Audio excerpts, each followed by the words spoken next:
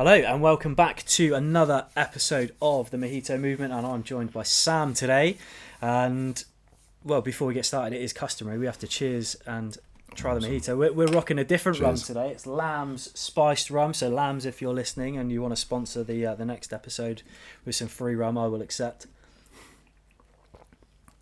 And that is incredible. Yeah, that is very good. Yeah, we'll be shifting straight to that for every episode. Yeah. That's insane. That is very good. All the better, still be in the morning.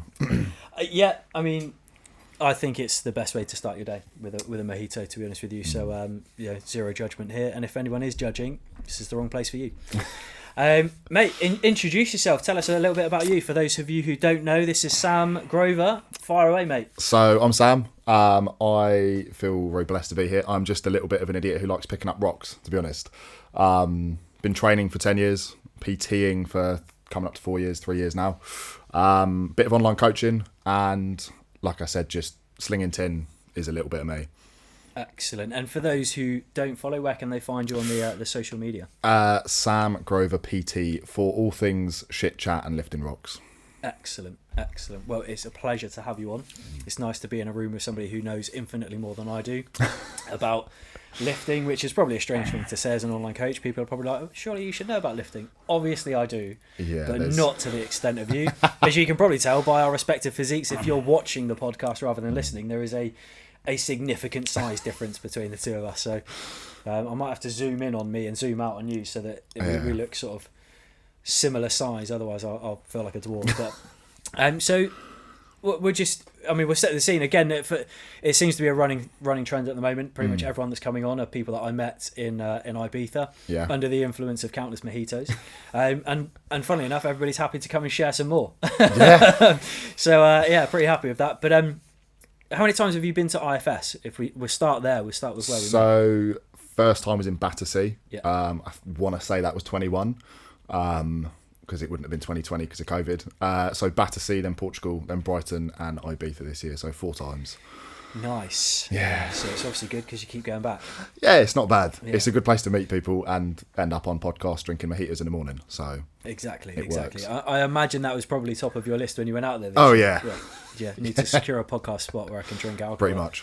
Yeah, early doors, happy days. I mean, for me, again, for everyone that's listening, will already know this because it comes up almost every episode. But that was my first time. Solo travelled, shit myself, and the way that I got through it was drinking mojitos, and thankfully it inspired many a good chat, which I thought would make a great forum for a podcast. And since I'm not an alcoholic, but I do have my own bar, I thought it was a good setting to it works to hold a fairly relaxed but in-depth podcast. So tell me about your story. Obviously, you said you've been lifting for 10 years, so let's go back to the beginning. Brutally honest, I was at a house party. I tried to pull, and she said you'd be better looking if you had bigger muscles. So I was 6'4" and 70 kilos. So that was a low blow. Yeah. But I mean, it worked. So like most teenage boys, I was like, okay, I'll get into the gym. And I would like to think I pretty much made every mistake you possibly can. Bro splits, like ego lifting, just basically fucking around and finding out. Yeah. For all of probably about 6 years, and after 6 years I was just like, I kind of fell into PTing because I'd open up a little gym in my garage and people were coming in, and eventually one day was like, oh, someone said to me, are you going to charge me for this? And I was like, I was just training with you, mate. What do you mean? He was like, well, this is personal training. And my experience of PT was you answer phones and clean treadmills from what I'd seen in gyms. Yeah. I've worked in commercial gyms, and aside from answering phones, you do a lot of cleaning. Yeah. A lot of cleaning. And I was just like, well, I don't really want to clean the treadmills. And he was like, well, you don't have a treadmill in there, mate. You're just coaching me what to do. And I was like, oh, shit, I can do that. And it was a bit of a light bulb moment. And then the 6 years of fucking around and finding out beforehand just rolled into being a PT. Happy days. And have you always specialised in sort of the more powerlifting type stuff, or is that? I mean, to start with, if you come in for a one-to-one, so I've still got a little studio. I love PTing anyone. It's always focused on what does strength look like to the individual who comes in, and then building from there. And it sounds ridiculous to some people, but if strength to you is wanting to get off the toilet when you're 80 and not have to press the button on your neck to get someone else to come and give you a hand, then we'll get you stronger to do that. If strength is being an idiot like me and lifting rocks, then we'll get you lifting rocks. But there's usually some sort of happy medium in the middle. And if I get people to that point, then I'm pretty happy. Yeah, I love that. And I think that's something that so many people overlook, because I think historically there's been that sort of perception for those that don't go to the gym, that don't lift, that the only people that do lift are those that want to lift up Atlas stones and do crazy plane pulls and shit like that. And you say to people, if you lifted weights, it would help you in later life. And people are like, I don't want to be jacked. I don't want to be an absolute unit. And I've been trying for 10 years. Trust me, it doesn't happen overnight. I was going to say, some of us have been lifting for at least 10 years and are still tiny. So it's unlikely to happen by accident. But there's that conception or misconception with a lot of people that that's what the gym is. You go to the gym and it's just full of people of a similar stature to yourself, grunting and making strange faces and bursting blood vessels, and a lot of people go, I don't want to have to do that. And you go, actually, it could be as simple as helping you with your mobility, helping you with certain basic movements, like a deadlift movement, like a squat movement, like an overhead press movement, so that when you get to later life, you can still get cans out of the cupboard, or you can still stand up off the sofa. Or at the very least, even if your mobility isn't your biggest thing in later life, just so that you've got enough muscle and decent enough bone density that you're less likely to fall over, and when you do, you're less likely to break something. I think some of the biggest benefits that come from lifting are bone, increasing bone density, it's the stuff you don't see. Better balance and stability, greater muscle mass on your frame, so that you are, when you get older, you're less likely to be dependent on other people. I always joke, and you made exactly the same point I always make to people, you've got a choice. When you're older, you can either wipe your own arse or have to have somebody do it for you. Pretty much. And to me, it's a pretty obvious answer. Yeah, but I would.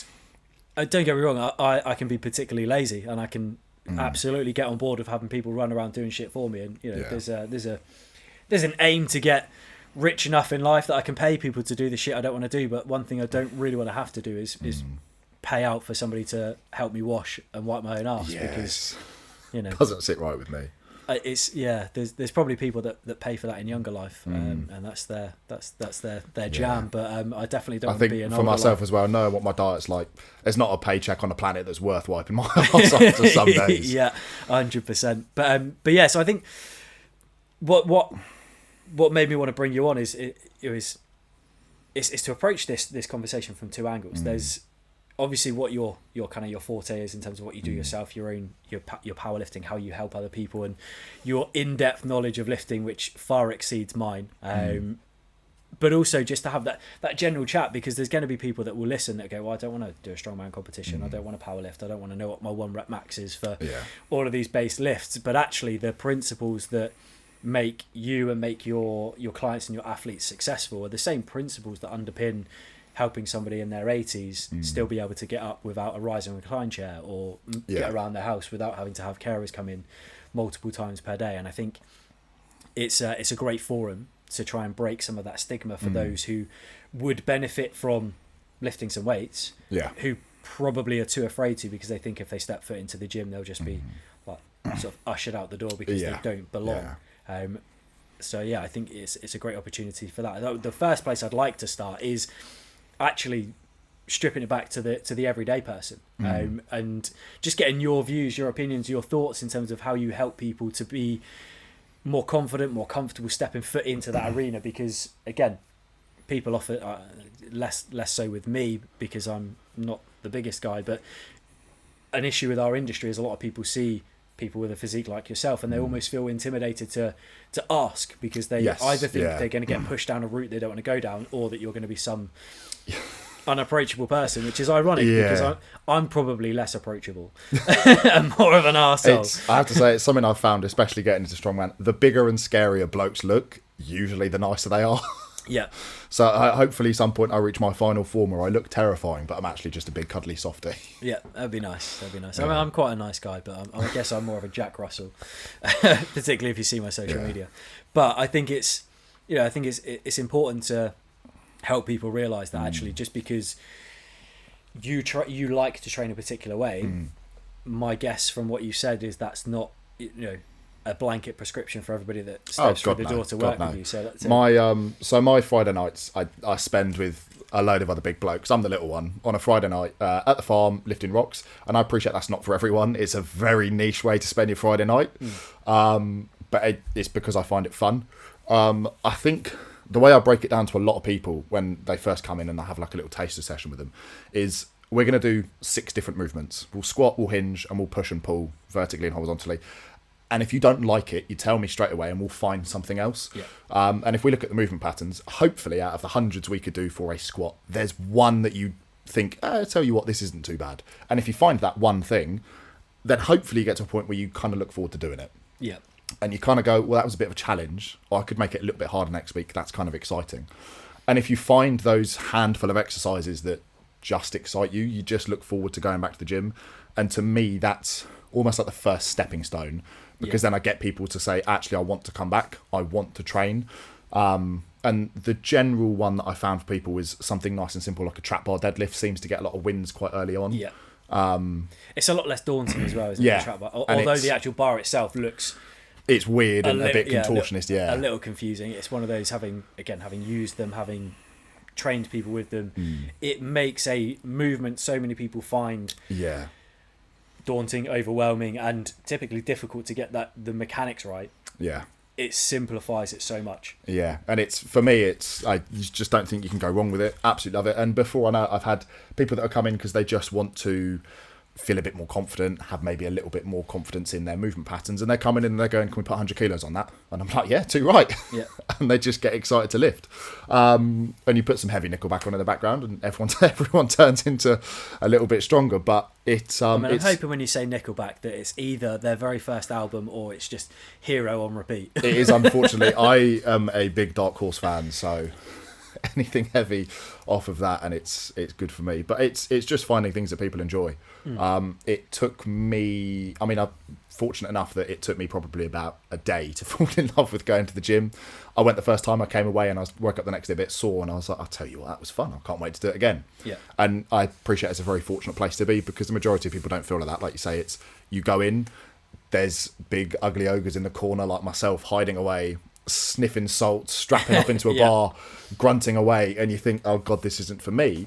But there's plenty of equipment, and there'll be stuff in there that you enjoy, and it's just about finding those gems, and it will just keep you consistent because you want to go back. Yeah, and I think it's something that gets massively overlooked by so many people, both in terms of, I think there's a lot of coaches that lack empathy, because it's not uncommon for people to go into the fitness space because they love fitness, whether that's from a physique perspective where they love being really strict with their food and their training, or if it's just people that, like yourself, just fucking love lifting heavy stuff. And there's so many coaches out there who are probably incredibly knowledgeable but lack the empathy that not everybody is built the same as them, both physically and mentally. So I think that probably doesn't help the industry at times, but also it's that the biggest overriding factor is so many people, when they want to get in shape and they want to feel better, have more confidence, end up adopting a method that they know from the outset they're not going to enjoy. Yes. But they do it because they think they have to, because their favourite celebrity influencer is doing it, or they see somebody with a particular physique and how they train, and they get that swimmer's body fallacy where they go, oh, if I train like that, I'll look like that. And they end up sort of diving headfirst into a routine that they hate from minute one and wonder why they can't stick to it. And what I absolutely love about what you said is that with every new person that comes in, you take them through some basic movements that satisfy the main compound lifts that you want to work on. And if they don't like that particular variation, you work until you find the variation they like. Yeah. Because unless you are a competitive athlete, whether that's physique or performance based, the way in which you train, in my opinion, the fundamentals should be enjoyment. Yeah, 100%. The exception to that is performance athletes in either performance or aesthetics, on the basis that if you want to look or achieve a certain performance goal, you have to train in a way that will elicit that. Yeah. And you are then typecast with your training, even if you don't like it. If you want that outcome, you have to fucking do it. Yeah. But 90% of people that step foot in gyms are not physique athletes or performance athletes. And actually just don't appreciate the fact that that wealth of equipment is there to benefit them, in terms of they can find the shit that they enjoy and just do that. Yeah. Because from a general health perspective, I saw recently, I want to say it was Lane Norton, I think, was on a podcast, I'm sure it was, and he referenced the study where they said, in terms of improving your overall health markers as you go through life, you only need to do like 15 minutes of activity a day. Yeah. It's a really small amount, and you think, well, if people are just training to look and feel a bit better, and you only really need to be doing 15 minutes a day. Yeah. I probably wouldn't spend that 15 minutes doing the shit you hate. Yeah. You'd find something you love and you'd crack on with it. But too many people fall into that trap of going, oh, I want to look better and feel better. And they either just spend hours on cardio machines, ignoring the fact that if you swap a treadmill to a bike to a cross trainer to a rower, that you're still just doing cardio. Or they fall into that trap of just copying a routine of somebody else in the hope that they will magically look like them. And I think what you're doing, I think, is brilliant in terms of just every new person that steps in. It's like, right, we're gonna work on the fundamentals, but we're gonna find the shit that you like. Because if you enjoy it, you don't need to rely on things like motivation to go to the gym. You start to look forward to it. 100%. And stuff. And 100%. There's in my opinion, there's a big gap at the moment in the fitness industry. I don't think that there's enough people like yourself, like me, that actually want to help people create a routine they enjoy. Yes. It seems to be lacking. Too many people want a cookie cutter, copy and paste. This is what I do. I'm going to sell you my program. And it's probably born out of the fact that a lot of people, I said most, it's probably not most, but a lot of people end up in the industry as PTs because they've stepped on stage. And rather than telling people that in order to look as good as they did, they had a massive steroid stack they were running each day, they just go, I'll just work with me, I'll give you the same program and same diet plan that I had, and you'll look the same. It's creatine, right? The classic. I'm just on 5 grams of creatine a day. Are you actually? And you can get some too with my discount code. Hey, I don't want to knock discount codes because I actually got picked up by the Protein Works as an influencer this week, which is, I've made it. Mum and Dad have made it. As it goes, I was one of theirs last year for 3 months, and I think they dropped me because I never pumped it once. I mean, I'm not the best influencer, as you can tell. I'm not optimistic that in 3 months' time that they will be increasing the voucher that I get, but it's better than the first time round. So I worked with Protein Works on their affiliate program for PTs, and this was probably 4 years ago, and had my discount code, and I was just pushing it to all my clients, and all my clients would use my link and use my code to get their products, and it was good. And every now and then I'd get a little bit of money would drop into my PayPal, and I'd be, this is great. And then people started messaging me about a year ago, hey, your link don't work. I was like, what do you mean it doesn't work? So I messaged the people at Protein Works, and I couldn't get through to anyone. I was like, they've discontinued my link apparently, and they reached out to me literally beginning of this week, end of last week, from their influencer team on TikTok, because I'm kind of a big deal on TikTok.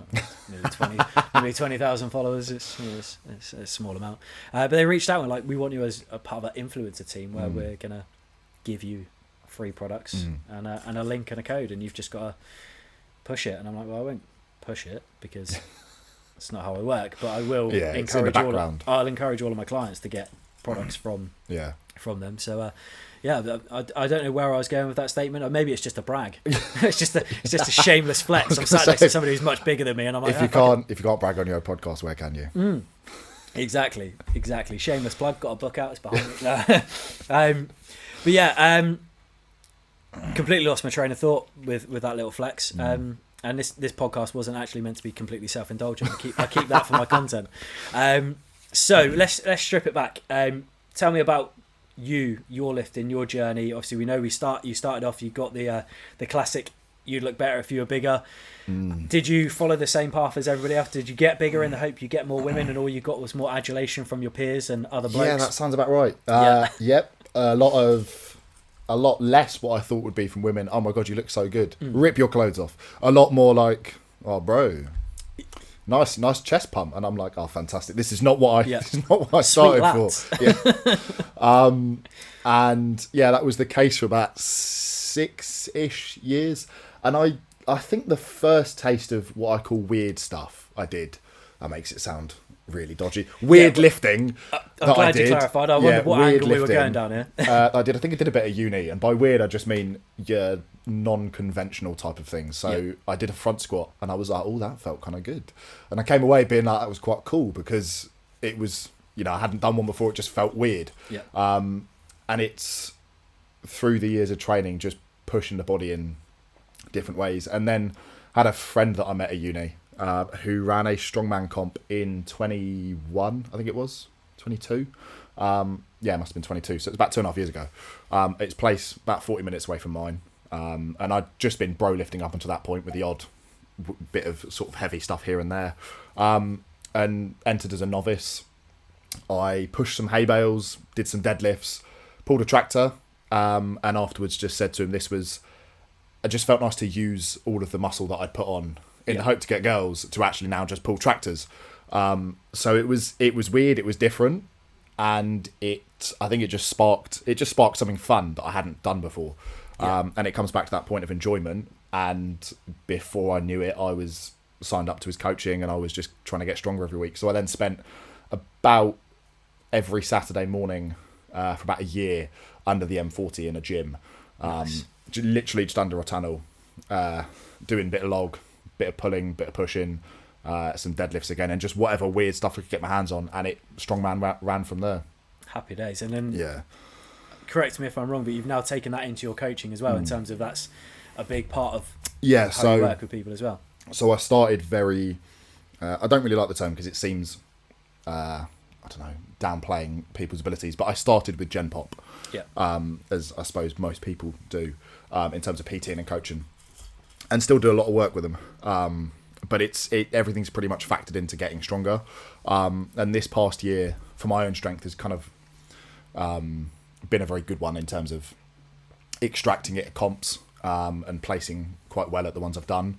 So it's slowly been incorporated quite a lot more, which is really nice, to be fair, because as I found this year, handling the likes of Emmeline, got some powerlifters, Che, and some strongmen, Jamie, Ali, and getting them to comps and getting them on podiums is, dare I say it, more fun for me than getting myself on there. I think so it's been a good year. I think that makes perfect sense, because actually it's a win, it's success for you, but it's also a massive win and a massive success for that person as well. Whereas when it's yourself, it's you versus you. You win, you step on the stage and you go, I feel great about this. Yeah. But when you've helped somebody else, you're like, I feel great about this, and they feel even better. And it's like that, you get that double buzz. Like for me, the way that I work with people is, I work exclusively, well, not exclusively, I'm a sports nutritionist, so I do work with a couple of people that compete in different disciplines and stuff. But the majority of my clients are what you would call general pop, people that just want to look better, feel better, and don't want to fall into the bad traps that are laid out there by countless people that will either make them live their life like a physique athlete or adopt an eating disorder to get lean. And for me, the big wins you get are when you see people who are like, their relationship with food has changed beyond recognition, and you get that double buzz. Like, I always feel good when I get myself in good shape, but nothing makes me feel better than when that person who's come to you for help goes, do you know what, that goal that we set out to achieve that felt a million miles away, we fucking done it. And I spoke about it on a recent podcast. One of my clients called Karen, like, she came to me last year, really poor mobility, in a really bad way, needed surgery on her back, but wasn't able to get the surgery until she lost weight, and everything she tried had failed. We had the surgery, it was probably about a month ago now. And not only that, like, she's now been told that she can start to plan going back to work, going back to the gym, and all kinds of stuff. So we've got plans in place to get her, utilising a TRX initially before going back to the gym in the new year. And these are all things that when I spoke to her just over 12 months ago, she was like, I'm willing to try anything, but I don't think it'll work. And that gives me a bigger buzz. I talk about it all the time, because that gives me a greater buzz than when I got ridiculously lean and was about to step on stage before COVID hit. Not least because, in hindsight, trying to step on stage in the lead up to COVID fucked my relationship with food and gave me the worst body dysmorphia, so I can no longer really look at it like the positive I did at the time. But I think it's something that, in my opinion, makes a great coach, is when you can get a greater buzz from other people's success than you do your own.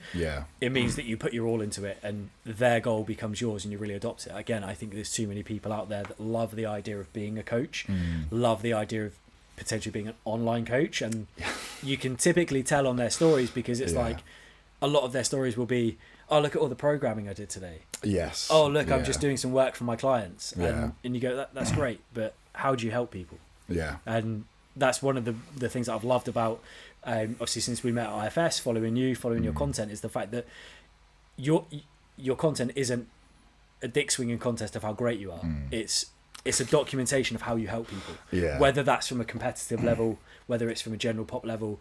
And that, to me, is like that's the mark of a good coach, when your content is, this is how I help, rather than, hey guys, look how great I am. Oh, look at me doing some coaching. Like, oh yeah, funnily enough, when I was selling software to the NHS, I wasn't posting content on social media being like, look at me selling more software. Like, people knew what I was doing because it's my fucking job. Yeah. Like, shouldn't have to tell people that you're doing the basics from that perspective. But there's a lot of shit chat in there as well.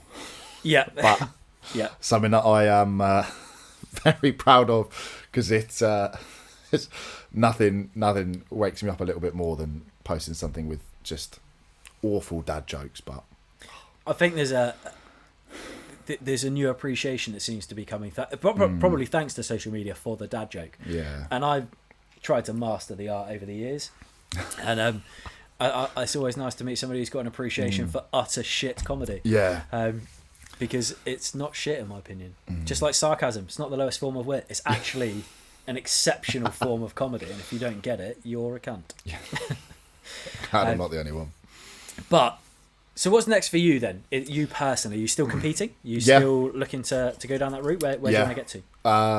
So year just gone, I think I racked up about 5 or 6 strongman comps.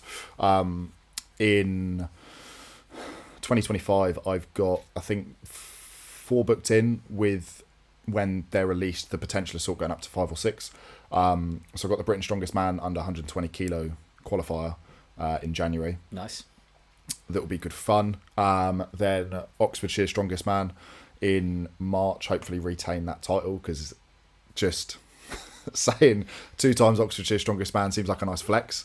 Yeah, I mean, that's probably better than my protein works are sending me free shit. That one's got a special place in my heart. It was the first Opens one I won, but every person that I've met with my mum over the past year, there has been this sudden smile that comes across her face, and she's like, oh, this is Oxfordshire's Strongest Man. So hopefully we bring the title back as well, so she can continue to brag. Yeah, see, unfortunately, my mum doesn't get to brag too much because she's embarrassed by my content due to the level of swearing, and it always makes me laugh because she's always like, oh, I'd love to share that video, but you swore a bit too much in it. I don't feel comfortable sharing it. And I'm like, Mum, you've got about 13 followers. I really appreciate the sentiment, but I also don't feel like I'm missing too much. Yeah, there could be some leads in there. You never know. There could be, but at the same time, I don't think I'll ever be in a position where my mum's like, "This is my son. He says shit cunt for a living." Whereas at least your mum gets to flex on your behalf. Yeah. So there's those 2. There is hopefully Hampshires and Wrexhams down the line, which are they're just well run comps. And I know the people that run them, and they put on a good comp, so they're always fun. And then the big one that I'm doing this year is the England Strongest Man qualifier. Nice. For the big boys, which will be interesting. Yeah, what's your sort of thoughts on that side of things? Are you excited? Are you nervous? I absolutely love it. Absolutely love it. It's there's been a bit of drama with that one in particular, that qualifier. Without going too much into it, because a lot of people that listen probably aren't aware, there's been a bit of drama, and there's a lot of athletes competing. And whenever I'm turning up to something like that, I say it to my clients or the athletes that I coach. I'm not overly fussed about where I position, but I have certain goals for individual events. So if I can hit what I want to do on the deadlift, on the log, then I can come away happy regardless of whether I come first or whether I come 60th. Yeah. Ideally not 60th, but that's not the point. Yeah.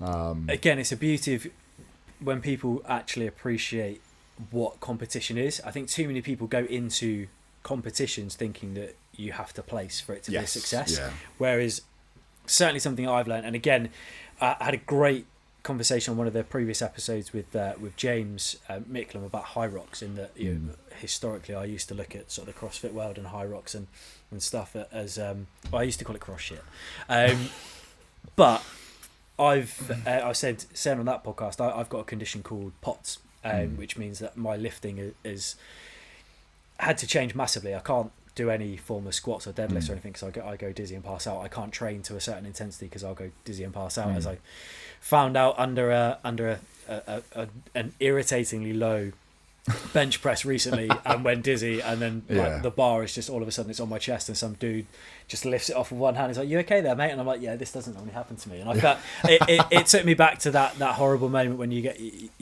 your first moment where you're trying to shag a bird and you're a bit pissed and it doesn't want to work, and you're like, "This never happened." And I had that moment under a bar of 60 kilos, and I'm like, this is actually a warm up. Yeah. But you get this appreciation, and probably I feel like I almost have it more so on the basis that I now look at things like powerlifting and strongman. I look at things like high rocks and I go, do you know what? When I was able to, I wish I gave it a go. I got very much sucked into that bro split aesthetic training, and I'm not against the bro split. I know a lot of people sort of say it's potentially an ineffective way of training. I have a very different view of things in terms of if you enjoy doing it and you hit each muscle group effectively each week and it helps you work towards your goals, there's nothing wrong with a bro split. But for a lot of people, it's probably not the most effective way to train.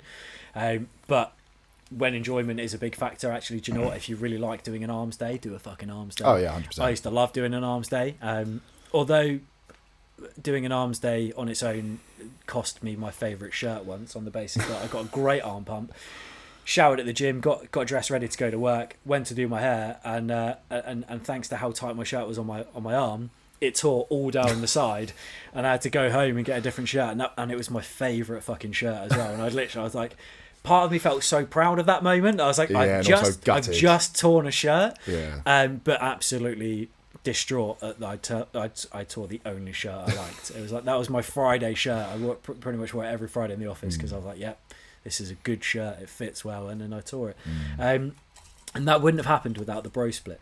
But I think what you start to learn when you start to surround yourself with people who compete is it's not what people think it is. Again, people think it's winning and losing, and I learned this through when I wanted to do physique competitions. My coach at the time was adamant that if I wanted to hold my own, I needed to run steroid stacks and use peds and stuff. And I was very adamant I was doing this to see how far I could get naturally. And for me, it wasn't about stepping on stage and trying to win. For me, it was about stepping on stage and seeing how far I can get. And then if I want to do it again, it's about going a bit better than I did last time. It's not about what other people are doing. It's kind of that me versus me. And I think the high rocks, for example, has massively exploded this year, and everybody's doing it, and everybody fucking loves it. But what I love about it is it's not really a competition against other people. It's just you against you. It's you against the clock. And that's what I really liked about what you said in terms of like the strongman competitions. You're not viewing it in terms of I'm entering these competitions with the hope of getting a title, with the exception of Oxford, with the hope of getting a title of, you know, England's strongest man or Hampshire strongest man or whatever it is. You're going into it with the viewpoint of these are the numbers I'm putting up now. By the time I get to that competition, I want to go beyond it. Yeah. And that's a success. And I think that mindset actually helps general population people in terms of when they approach training. It's not about going in and trying to lift as much as the big guys in the gym. Yeah. It's not about going in and trying to get as jacked as possible or as lean as possible. It's about going in and trying to do a little bit better than you did last time, and having that in your mindset so that you're not falling into the trap of ego lifting and looking like an absolute twat. And we've all seen them. I don't know the guy's name, so I can't even name drop, but I used to train at a gym. I won't say what gym it is because I don't want to embarrass anyone in case they are listening, but there was a guy in there every morning who was like a beanpole, and he would pick up the biggest fucking dumbbells, and I saw him trying to do a fucking overhead extension thing where he had his back on the bench and he was trying to go behind his head to hit his chest with a 40 kilo dumbbell, and the thing was barely moving, and genuinely at the end of each set he would drop it and it was nearly pulling him off the bench. And every week without fail I would look at it and all of the movements he was doing and think how he hasn't hurt himself is beyond me. But what baffled me more was all of the PTs that would be stood around looking at him, getting other people to look at him. Look at this idiot. And I'm like, your job is to fucking stop that. But you never see that with people like yourself who compete. And I think this is why there's such a good value in terms of getting good coaches who understand competitive edge. Yes, yeah. Because actually it takes away that bravado that people can fall into the trap of when they step into the gym of seeing somebody else lift more and be like, oh, I need to do that, otherwise I'm not successful. And it's like, no, don't worry about anyone else. This is like blinkers on, very much single-minded, solo focus. Your only focus of each session is to come out of it saying you couldn't have done any better if you tried. And not even necessarily trying to do 1% better than the time before. Just come out of that session hand on heart being able to say I couldn't have done any more. If you can do that week in and week out, 9 times out of 10 you will do better than what you did previously. Yeah. And on the weeks where you're a bit tired and a bit fatigued, you'll come out of it not feeling pissed off because you can still hand on heart be like, yeah, worked my ass off.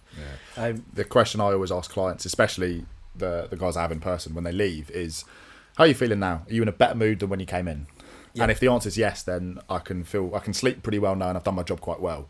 And yeah, they've hit some PBs in there. They feel pretty proud. They go home, they get to brag to their partner and they feel better. So it shifts, like you said, the idea that the gym's a bit of a shit place to go and you feel pretty miserable and everything hurts, to, oh, actually I came out feeling pretty good, which is suddenly a really nice way to look at it. Yeah, and it's one of those things that I always say to people, like my clients and stuff, I don't really feel like the gym. And I'm like, well, do you know what? Like, if it's motivation that you're waiting for to get you in there, you probably won't ever get in there. But if you feel like you can train but you're not sure if you want to, go and do your first set. Yeah. Because I promise you, if you go in and you do your first set and by the end of it you're like, I really don't want to be here, well, go home because you've done more than you would have done if you sat at home. Yeah. But I don't know any person that's gone into the gym that's not really been feeling it, who's done their first set and fucked off straight after it. Yeah. Like, obviously, like with me personally, because of my condition with POTS, I've had a few sessions that I've unfortunately had to cut short because, it's not fun passing out in the gym and throwing up. But you know, there's a reason for that. But those are the only situations where I've gone in and I've been like, do you know what, I've got to go, and it's because I have to. Yeah. I've never personally, and I've never witnessed of anyone, a session where somebody's gone in, done one set, and been like, yeah, this isn't for me today. But even if it was, just doing something is better than nothing. And I think the challenge that general population people tend to struggle with is they adopt a way more all or nothing mindset than competitive athletes do. Like, you compete, you want to push yourself, you want to try and win competitions, you want to do the very best you can. But even with that being your focus, it's probably very rare that you adopt an all or nothing mindset where you're like, this has to, if I don't hit this, it's been a shit session. Yeah. And it's crazy. It's like you say, it's very, very rare. In the entire year, maybe there's 1 or 2 sessions like that where I've sat down with my coach, we've gone, okay, in 12 weeks I want this number lifted, and there will be a program in place to peak for it, and that the point of that session is to lift it, and if I don't, I feel fucking awful. I go home and cry into my pillow. But other than that, there are days where I go in, I look at my plan and I go, okay, I feel pretty good. I won't go off plan, but I could put 5% on this number, or the accessory stuff that I'm doing, which I'm just running through machines, I can push them a little bit harder. I've got a little bit more in the tank. And there are days where I go in like, I don't want to be here. There's too much stress going on. I'll hit my compounds and I might like just walk out and the job's done, but I don't need to do everything possibly that I could do that day because I've hit what I need to just make the progress I need. And I think, like we say, if we look at the gym as a pretty good place where we can go in, feel better, have fun, and come out, and the main thing is you come out and you feel pretty good, then all of a sudden you don't go in with the all or nothing approach that, I have to just completely ruin myself here, I have to feel dreadful when I come out, and if I don't, then I've done something wrong. It removes that, and it suddenly just makes it fun, and you'll 9 times out of 10 you'll feel pretty good when you leave. Yeah, even the sessions that perhaps don't go according to plan, like it's very rare you come out of the gym and feel like shit. I think again, the only times I've ever come out of a gym feeling like shit is if I've like actually hurt myself. Yeah. Or I've had issues with obviously with my condition. I know the day I dislocated my shoulder in the gym, I didn't leave the gym in a great place that day. Yeah. But those moments are really few and far between from that perspective. And again, like, it's funny, isn't it? Because there's always that sort of comeback that will come from people who aren't perhaps keen trainers, who don't train all the time, that will look at the situation and go, well, you've only got the perception, the viewpoint that you've got because you've trained for so long and you've done it so much. And there is weight to that argument. But actually, you've only got to where you've got, and you've only achieved the things you've got because of the perception, because of the approach that you take. And I think it always makes me laugh with clients that I work with, when I have conversations with potential clients and stuff, and they're really their sole focus is on almost just trying to keep up with what other people were doing, and there's that big comparison between them and other people. And I always found myself asking the question in terms of, if you went into a gym and every single weight that was in the gym was the same size and didn't have a number on it, would you care what you picked up? You would just pick up the one that feels right for that day. Yeah. And you wouldn't beat yourself up and be like, well, that's a different one to last time, because you wouldn't fucking know. Yeah. But the minute numbers are put on things, ego does step in. Oh yeah. And it's funny to see how different people respond to it. But you do see it all the time in the gym, where people are quite clearly just trying to, whether it's their mates that they're training with, they're trying to keep up with, or whether it's other people in the gym who are that little bit bigger and that little bit more advanced that they're trying to keep up with. I'm intrigued in terms of how you work with your both your competitive clients, but also general pop clients to kind of break that down, so it's less about what I've got. I don't know how to describe it. I've got a filter in my head, and I can almost picture it. It's almost like a conveyor belt with a little door that swaps depending on where people come in. And I'll chat to someone for 5 minutes, and I'll get a feel for what I think they're either Gen Pop or they're athlete. Yeah. And Gen Pop training to me usually looks the same. It's find exercises you enjoy and push them on that. And they can jump to an athlete at that point if they're like, I want to get really good at this exercise. Yeah. But with Gen Pop training as a whole, I find a balance with their egos. With the athletes, it's a lot more hard. It's a lot more difficult because there is always that temptation. I'll get a message from someone, I feel pretty good, can I put an extra 10 kilos on the bar? And I'm like, no, we've got a plan. Yeah. Stick to it, because in 2 weeks I want 15 kilos on the bar. And it's balancing that ego so they're safe, they don't get injured, but also getting to the point where I can, because I think ego can be a great thing, especially like for myself. Yeah. A lot of the lifts I've done have been ego driven because I want to be able to do it. I want to look at the weight and say, I can lift you for whatever reason it is. I'd call it ego, especially because I've got a couple mates, and if I can lift it and they can't, it makes me feel great. Fair. But in terms of like getting the most out of people, I do think it helps. And I'd certainly limit it with, like I say, if someone comes in and they're talking about something and I get a feel that, okay, ding, you've been put into Gen Pop, not in a bad way, but this is the type of training style I'll adapt to with you. I'm probably not going to push you and put you through like a deadlift peak, because I don't need to. I want you to enjoy the training. I don't want you to feel like crap. Yeah. So control their egos and maybe give it it's almost like giving athletes a little bit of a carrot every now and again, and just letting them bite and take a little bit more off. Yeah. And I think that's really important, because again, general pop, we want to make sure that enjoyment is at the forefront so that they want to come back. Yeah. Whereas with athletes, you need to taste that disappointment every now and then. You don't want it. Yeah. You don't want it a lot, because if it's a constant, every single session is a disappointment. Yeah. We've all been in sports teams before where you're shit and you go on a terrible run and everyone turns up and you expect them to fucking lose. Yeah. I think especially in terms of strongman or powerlifting, if every session's a disappointment, it tells me you're not on a program or plan. And if you are, you're way overshooting how strong you think you are, not to be a prick. Yeah. Because for 11 out of the 12 weeks, 10 out of the 12 weeks, you should fairly confidently know that when you go into the gym, you can look at your plan and go, I can hit that on any day of the week. Yeah.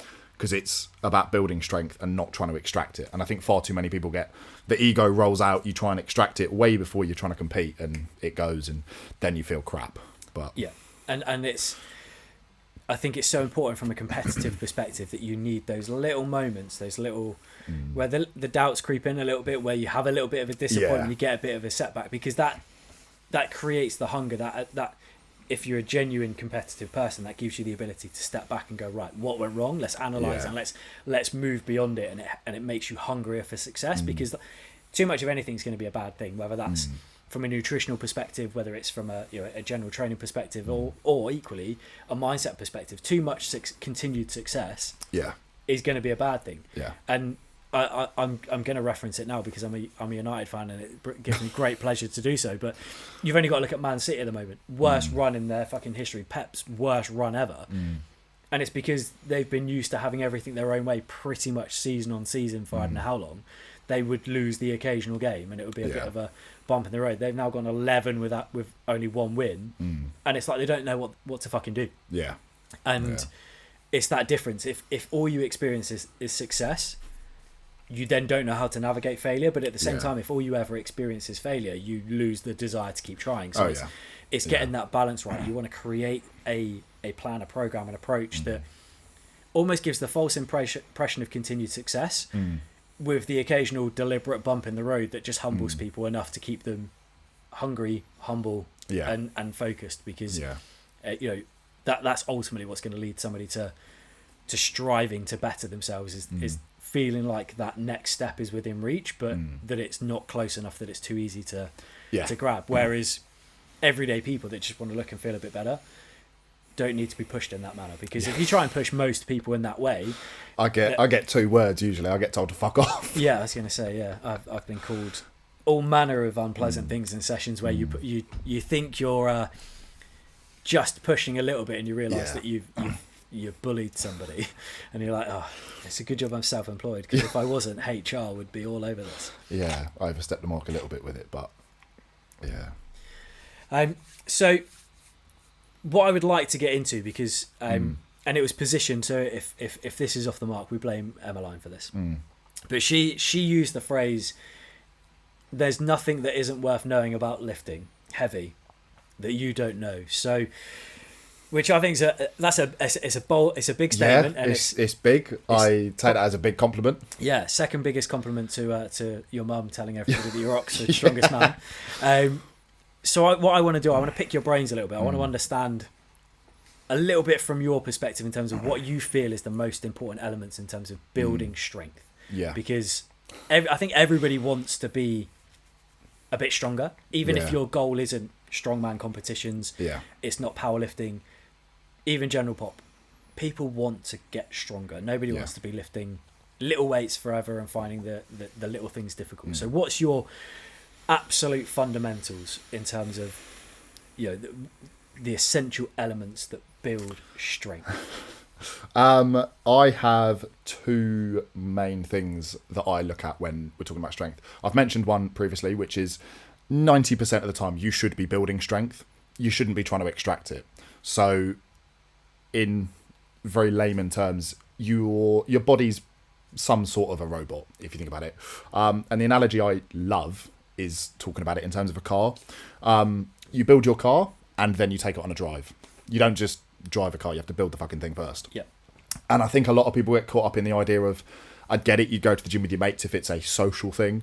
And like we spoke about, egos get involved, and you go, oh, well, I'll put 5 more kilos on the bar because then I'll lift more than him. And it's very easily done. And before you know it, you're trying to extract strength as opposed to building it. I don't get too caught up in the arguments that happen online with, oh, but you know, this is optimal and I should be doing, you know, 48 degrees rows because they're more optimal than 45. I personally take a bit of an old school approach, pick up something heavy and do it pretty fucking well. And I kind of hopefully get pretty good results with people from it. Yeah. But the second kind of layer that I give to people, that I tried to break it down as easily as possible, so that I can speak to sort of gen pop people, is that I view the body like a car. And I've got a couple of clients that are fed up of this analogy. But when you're building a car, you build out the axle, you put your wheels on, and you can pick different sizes. You know, if you've got a frame, you can pick a different size frame. The frame in a Mini is nowhere the same as a frame in a Range Rover. And if you picture that's the muscles that you're building, that's your kind of hypertrophy training, you can train for bigger muscles. You've got your cardiovascular system, which is almost like all of the piping all around the car, the electric circuits. It's how well you pump out CO2 and pump out crap out the back in your exhaust. And it's how good just everything, the car works inside. You've then got your final piece of the puzzle, which is the engine you decide to put in. You put a V12 inside a Mini, you've got a very, very strong, small fucking car. You put a tiny little engine in. This is where my knowledge of cars breaks down because I don't know what fucking big engine is. You put like a 2-stroke lawnmower engine in a Range Rover. Yeah, it's a piss weak engine in a fucking big car. And it kind of gets people to understand the idea that, okay, you can have strength and not a particularly big body, or you can be in a big body and be piss weak quite well. And then the one thing that everyone seems to forget, if you've got this car, you then need to learn how to drive the fucking thing. Yeah. Because I've been driving for 10 years. You put me in an F1 car, I'll crash the fucking thing. Yeah. But it's that final little bit of understanding that, okay, actually, when I go to the gym, I probably won't be very good. In the same sense that the first time I was learning to use the quadratic equation in maths, I was shit. I still am, admittedly, but I was shit. And it's just a skill. And when you learn to drive that car, you will get better. So taking the approach that we need to learn the skill of movement, and if we stick that into a phase where we then just look to build strength, you will become better at moving the car, you'll build a bigger engine in the car, and then when you 12 weeks later, when you've finished your plan, you can go, okay, I've had quite a lot of fun now, let's put the car on the track and see what we can extract. 9 times out of 10 you're going to hit a PB. Yeah. And to me, that's a really easy, fundamental way for both Gen Pop and athletes to get their head around of, okay, this is how I get stronger.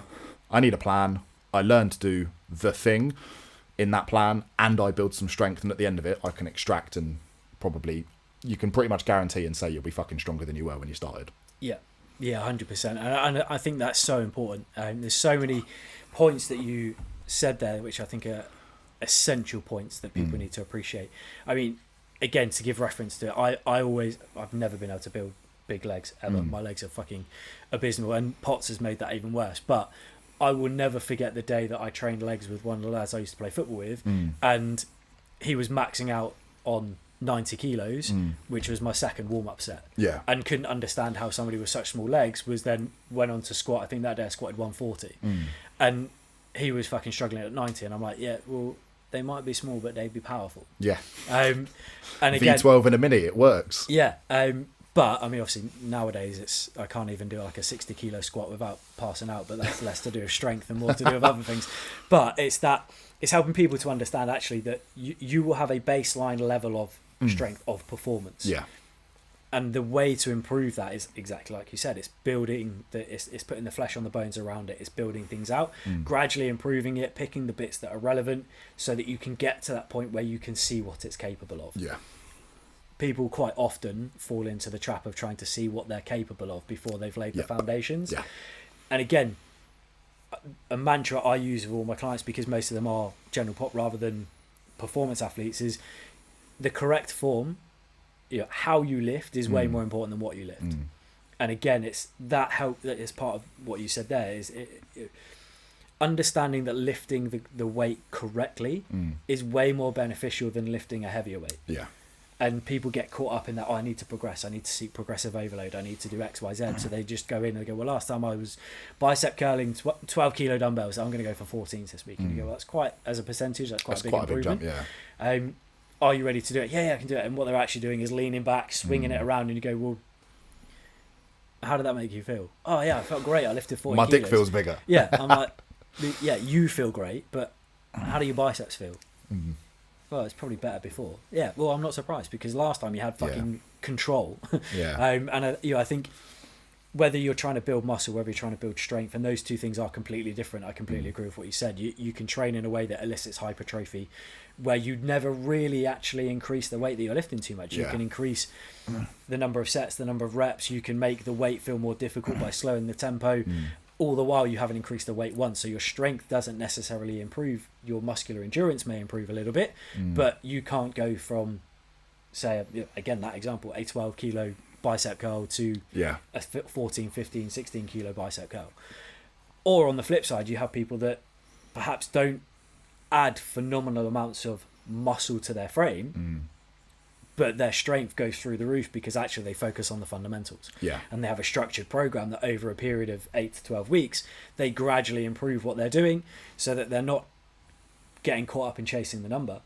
They get caught up in lifting effectively and having all of the right elements to their program in place that mean in 12 weeks time, when they go, fuck it, I'm going to see what I can do, what they can do is more than what they would have done previously. And I think it's so important to make that point. It was a big part of why I wanted to get you on here, because again, with me, the way that I work, it's that I've got one person who does sort of powerlifting and strongman competitions, and it's been brilliant for me because, again, as a sports nutritionist, it's given me the ability to work with somebody who competes.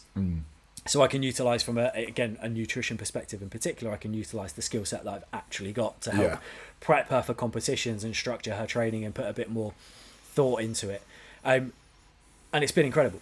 Every competition she's either won it or hit PBs on pretty much all of her lifts, which is great. But you don't get that level of, what's the word I'm looking for? Attention to detail. Yeah. From general pop people, and I think that partly becomes the problem, You work with a competitive athlete and they're happy to write down everything they do. Log absolutely everything. Yeah. Because even if what you're writing down isn't actually more than what you did last time, as long as it's in line with what your program says, you're on track. Yeah. And it's that behavior pattern of what gets measured gets improved. Yeah.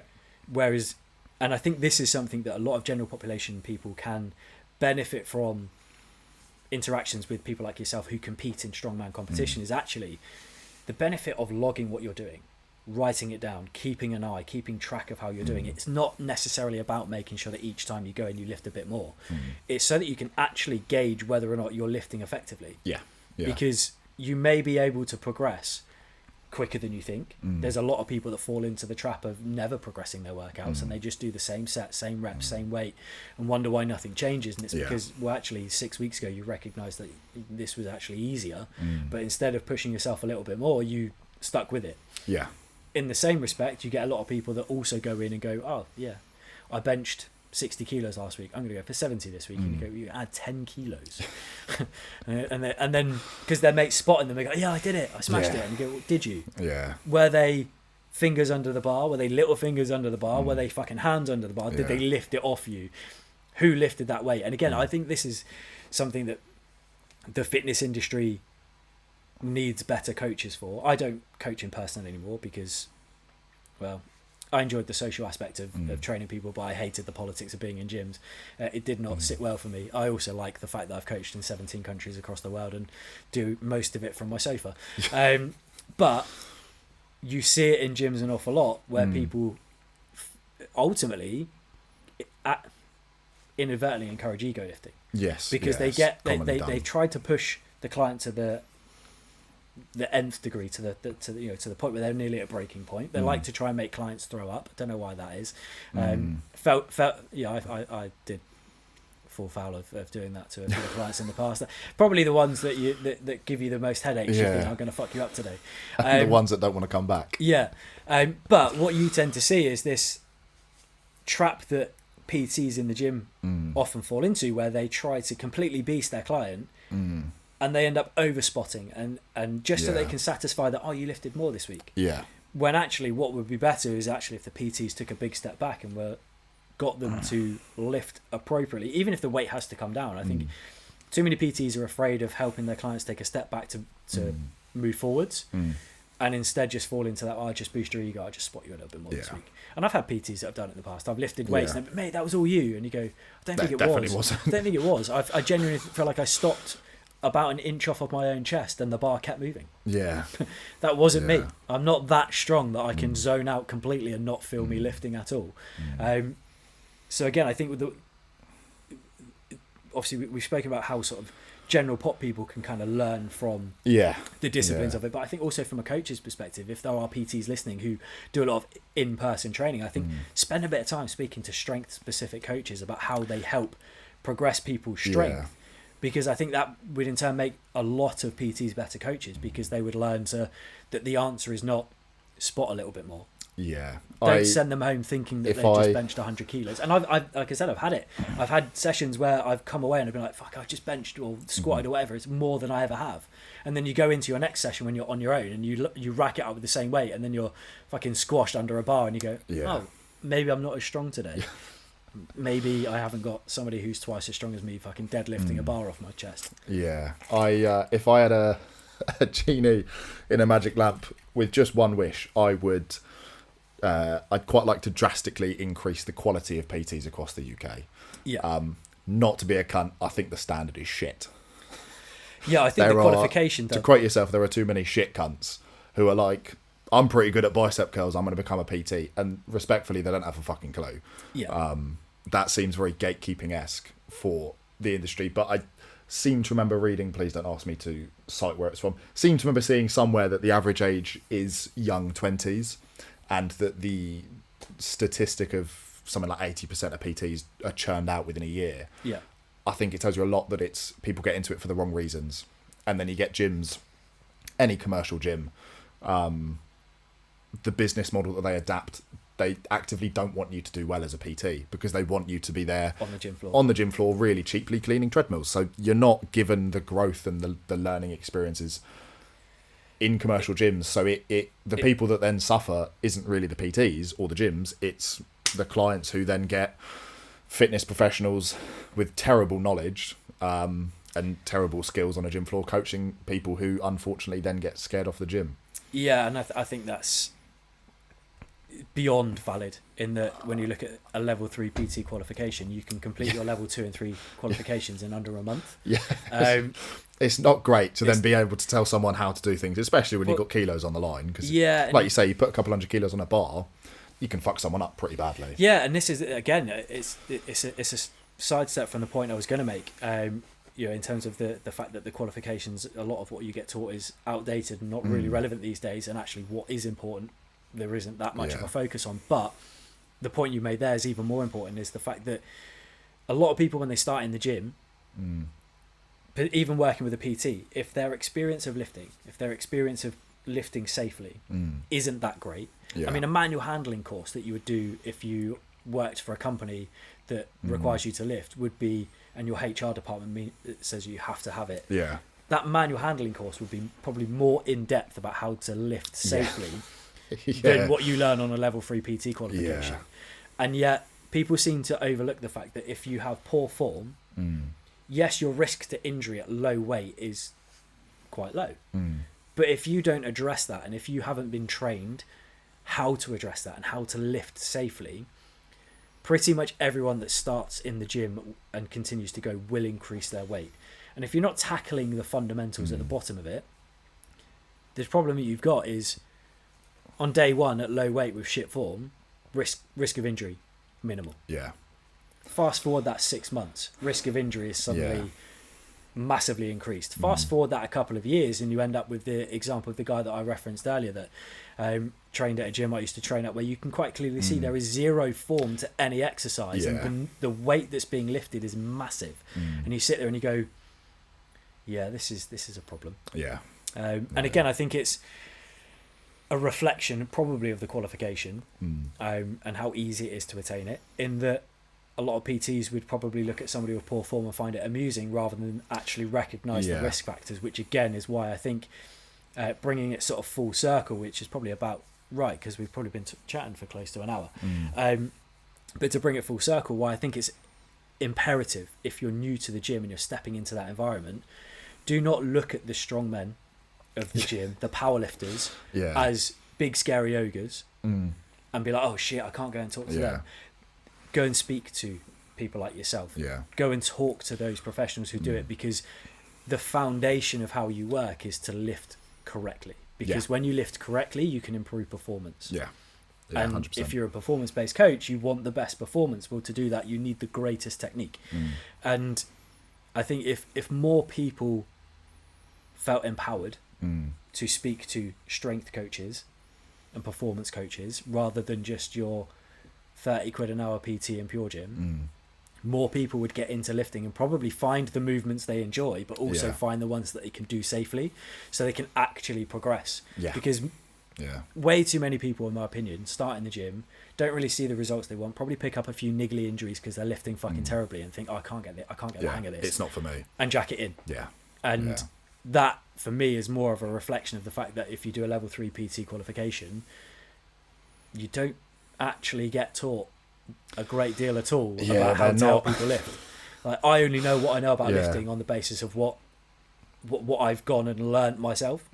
It's not what I got taught on my qualifications. And I've done my level 3 PT twice. I don't think, to my knowledge, I don't think I use any tools or information provided in the level 3 course.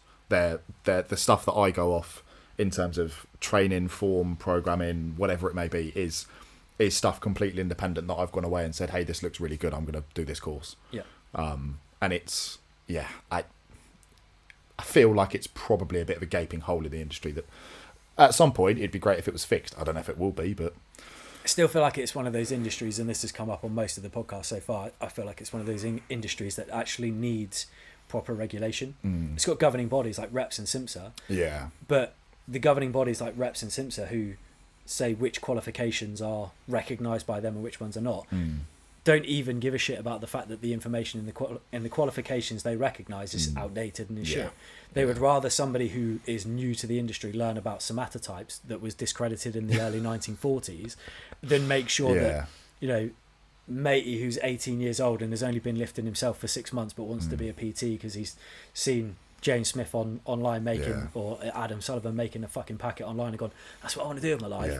Has gone and done his level 3 on a express course over 3 weeks and has come out of it thinking that the way that you help people is with the fucking eat well plate and that you can't give nutrition advice if you're not qualified in it, despite the fact that every man and his dog sells fucking Herbalife, and also can't correct form on a deadlift to ensure somebody's lifting properly, or know the correct coaching cues on a squat to make sure that if somebody's got longer limbs that they're not fucking buckling and leaning forwards and running the risk of getting squashed under a bar. And I think the sooner the industry is regulated, the sooner the better quality of coach that comes. But until then, it's one of the beauties about social media, for all of its flaws. We've got a space where we can showcase people like yourself who are fucking experts in this field, who not only help people to perform at their very best and compete and win, but also can take someone who's not looking to compete, apply the same principles in a way they can enjoy, that means actually that their safety is paramount. And I think that's essential and so important, because it's a big gap. It's a big gap. Yeah, and it gets the most out of people's training. And like I said, to me, it's the marker of success for a lot of people is, have I left in a better mood? Yeah, well then it's there's not many other things you can do. A handful of few if you're in the bedroom, where like you can pretty much leave a room and almost be guaranteed you're going to be in a better mood. Yeah. Like, it's pretty limited. So to me, it's always a worthwhile thing doing. 100%. I think it's a really good place to kind of round off the episode, to be fair. I think it's been an absolute pleasure. Thanks for coming on. Hopefully you enjoyed the mojito. Absolutely banging. If you weren't driving, I'd make you another one. But safety first, everybody. But yeah, it's been an absolute pleasure. And I think there's probably more that we can get into. We'll get you on again for sure. But yeah, just really appreciate coming on, because I think there's the world of strongman and the world of lifting heavy is kind of seen by a lot of people as scary arena, and sort of like a bit off to the side, that like I don't want to go near that. That seems a bit much and a bit full on, and it's a bit excessive. But actually, the elements that allow you to be able to do that should be a fundamental across the board. And I think if we can break down the stigma and get people more comfortable exploring some of the movements that you do, or just having conversations with people like yourself, and not thinking that you're going to make them go and lift an Atlas stone, if that's not their goal, that actually the quality of training in general, the quality of results in general, just goes through the roof. So I think it's been an absolute pleasure. And it's all right. Thank you for having me. You're very welcome. Thanks for coming on, and we will see you probably on another episode, as I said. And for anyone listening, obviously tune in next week for the next episode. I can't say who's going to be on it, because I actually don't know which one I'm filming next. It'll be good. But it'll be good, so check it out. But yeah, just before we go, let everybody know where they can find you again, so they can go and give you a follow. Up on Insta and pretty much anywhere else, Sam Grover PT. There we go. So go and give him a follow, and you'll probably learn how to become a much more effective trainer without feeling like you have to lift Atlas stones if you don't want to. If you do want to do that, then definitely give him a follow, and he'll help you do that as well. But we will see you on the next episode.